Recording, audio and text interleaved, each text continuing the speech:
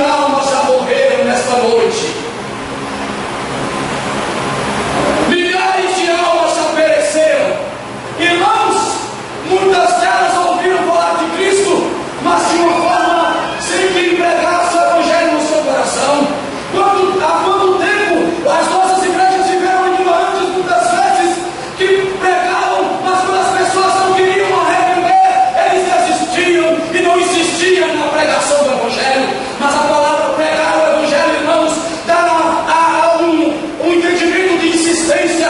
Temos que pregar sem parar. Paulo disse para Timóteo: usa essas palavras, pregues, isso, corriges, exalta, a tempo e fora de tempo. Tem lugar que o crente não pode abrir a boca para pregar, que escarnece dele e logo ele se envergonha, perde a coragem de pregar o Evangelho. Mas irmãos, enquanto nós perdemos a coragem de pregar o Evangelho, muitas pessoas estão correndo para a matança. Eu trabalho em uma onda elétrica de caminhões. Se eu perder a oportunidade de pregar o Evangelho, eu corro o risco de que um caminhoneiro, irmãos, possa sair dali da oficina aonde eu trabalho, sair pelo caminho de encontro à Bahia, dar de encontro a um obstáculo, morrer. Eu não preguei o Evangelho para ele e eu digo: eu não tenho culpa, eu não podia fazer nada. Mas aquele que pondera os corações conhece todas as coisas.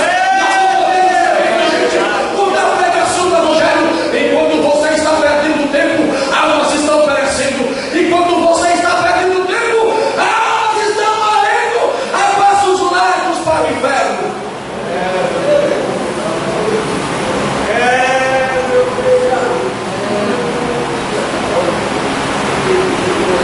Irmãos, certo dia eu liguei para uma pessoa em que o seu filho estava oprimido e fazendo várias acusações a ela e querendo debater. E eu fiz uma oração por ela para os irmãos. Ela já estava a ponto de desistir. E eu disse: vamos orar a última oração. Irmãos, enquanto eu estava orando, eu dei uma ordem para Satanás em nome de Jesus, pelo telefone. Eu disse bem vazado, porque Satanás é um cara machado, amassado. Ele é surdo, desmantelado. Ele é fraco porque ele perdeu para Jesus e sempre vai perder.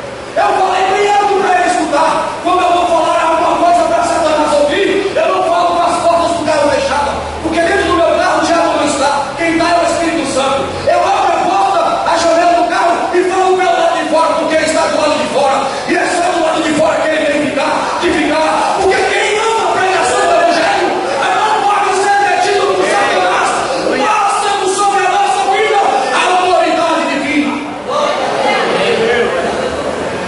E eu orei dizendo: deu uma ordem a Satanás, na autoridade do nome de Jesus Cristo, eu te ordeno que agora deixe aquele corpo. Irmãos, de repente uma nuvem sombria na minha casa veio contra mim, e vários demônios, uma opressão maligna, e de repente um demônio saiu da nuvem e deu um grito, um berro, um urro, e disse: eu te odeio e vou destruir você. Eu disse para ele: pode me odiar, porque eu te odeio também.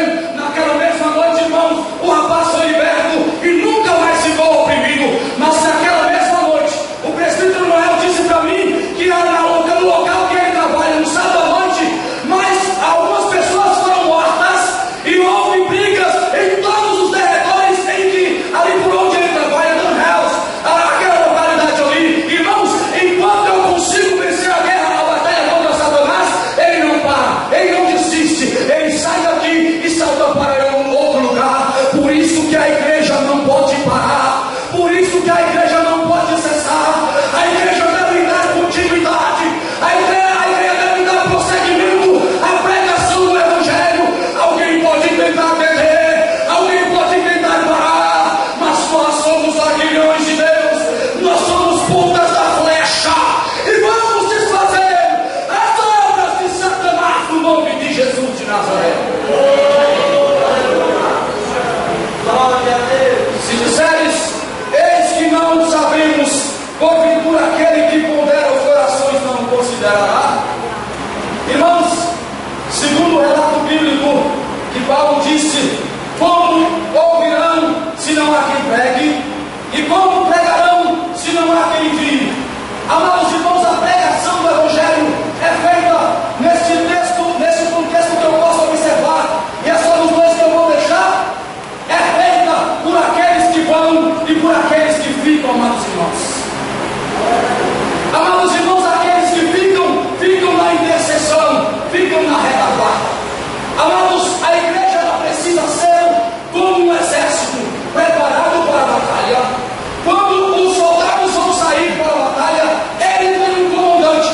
Nós temos o maior de todos os comandantes, que se possa ter alguma consideração no seu ombro, que possa ter alguma insígnia no seu ombro, é Jesus de Nazaré. Ele é o nosso general, ele é o Senhor dos senhores e Rei dos reis, é o soberano dos reis da terra. O projeto ele nos entrega, mas quando a igreja sai para ir para a batalha, ela precisa primeiro observar o campo inimigo, porque o inimigo ele observa o nosso campo. O diabo ele é sagaz, o diabo veio para matar, roubar e destruir, mas Cristo veio para dar vida com abundância. O diabo ele observa, sabe cada ponto fraco de um servo de Deus e de uma serva de Deus. A única coisa que ele não sabe, amados irmãos, é uma estratégia que é concedida pelo Espírito Santo, e que só o Espírito Santo pode dar discernimento, só o Espírito Santo entende, só o Espírito Santo compreende, ou quando ele quer dar interpretação, é quando você fala em línguas com Deus, é quando você conversa em mistério com Deus. O soldado para sair para a batalha, além de observar o campo inimigo, ele precisa sair armado, e as nossas armas não são carnais, mas são poderosas em Deus. São as armas da direita e da esquerda, as armas forjadas para batalhar contra Satanás. E quando o crente está revestido do poder, ele sai para a batalha e o inimigo não o pode deter. Por isso Jesus Cristo disse: mas recebereis poder ao descer sobre vós a virtude do Espírito Santo, e